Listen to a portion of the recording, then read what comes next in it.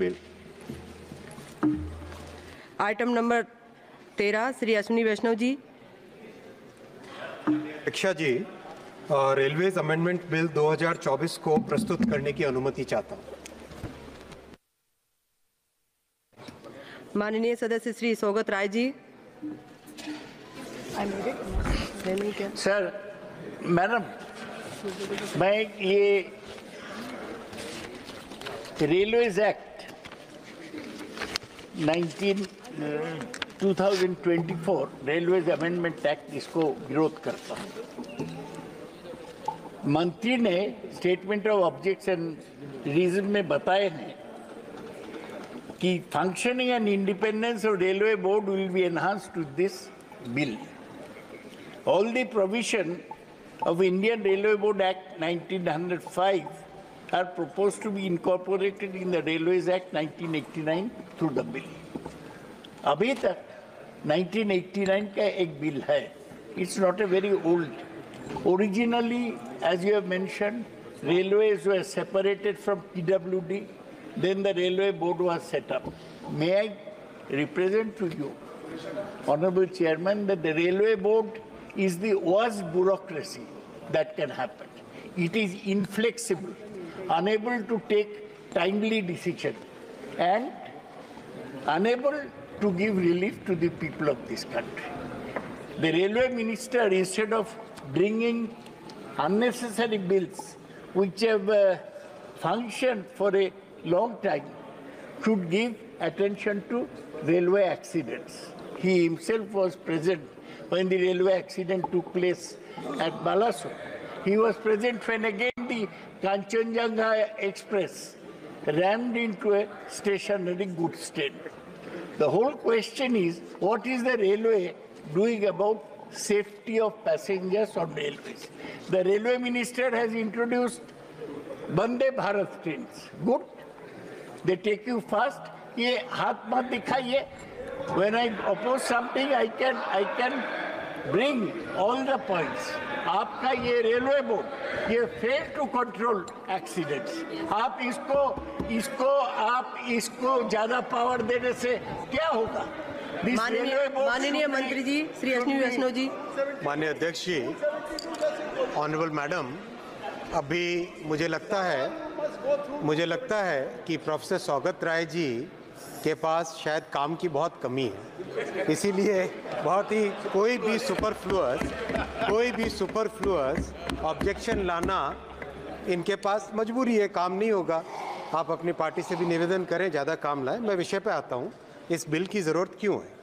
माननीय अध्यक्षा जी, जैसे आप सब जानते हैं, रेलवे जब भारत में इंट्रोड्यूस हुई तब PWD की एक शाखा थी, पब्लिक वर्क्स डिपार्टमेंट की एक शाखा थी।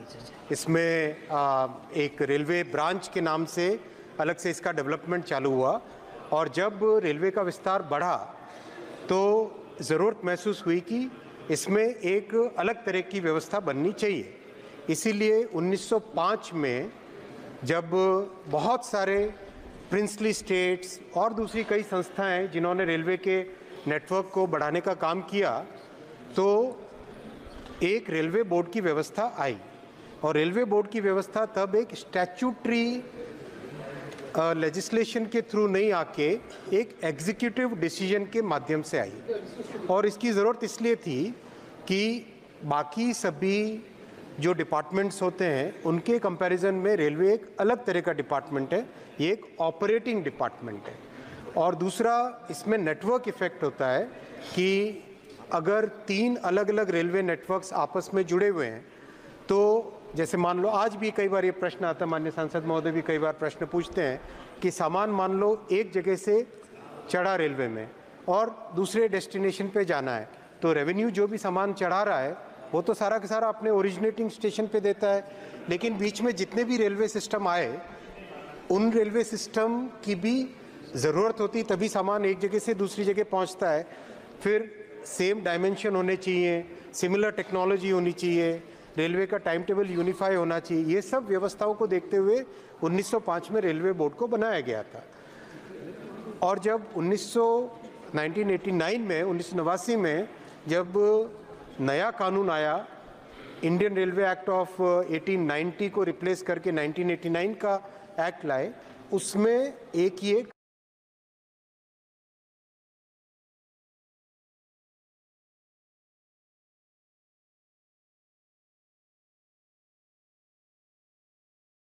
कमी रह गई थी कि रेलवे बोर्ड को स्टैट्यूटरी पावर देने का जो व्यवस्था करनी चाहिए थी वो नहीं कर पाए थे। एक उसके साथ सेविंग क्लॉज के जरिए से लिंक रखा था एग्जीक्यूटिव ऑर्डर के साथ, लेकिन ये एक कमी थी जिस कमी को ये बिल के माध्यम से पूरा किया जा रहा है। इससे रेलवे बोर्ड के कंप्लीट पावर्स एनहांस होंगे और रेलवे की एफिशिएंसी में इससे बढ़त मिलेगी। प्रश्न यह है कि विधेयक को पुनर्स्थापित करने की अनुमति प्रदान की जाए। जो सदस्य इसके पक्ष में वे हाँ कहें, जो सदस्य विरोध में है वे ना कहें। मेरे विचार में निर्णय हाँ वालों के पक्ष में हुआ, हाँ वालों के पक्ष में हुआ, अनुमति प्रदान की जाती है। माननीय मंत्री जी। माननीय अध्यक्षा जी, विधेयक प्रस्तुत करता हूँ। आइटम नंबर 9, माननीय मंत्री माननीय सदस्य वैजयंत पांडा जी। महोदया, मैं निम्नलिखित प्रस्ताव पेश करता हूं कि यह सभा 8 अगस्त 2024 को सभा में प्रस्तुत कार्य मंत्रणा समिति के तीसरे प्रतिवेदन से सहमत है। प्रश्न यह है कि यह सभा 8 अगस्त 2024 को सभा में प्रस्तुत कार्य मंत्रणा समिति के तीसरे प्रतिवेदन से सहमत हैं। जो सदस्य प्रस्ताव के पक्ष में वो हाँ कहें, जो सदस्य प्रस्ताव के विपक्ष में हैं वे ना कहें। मेरे विचार में निर्णय हाँ वालों के पक्ष में हुआ, हाँ वालों के पक्ष में हुआ, प्रस्ताव अनुमोदित किया जाता है।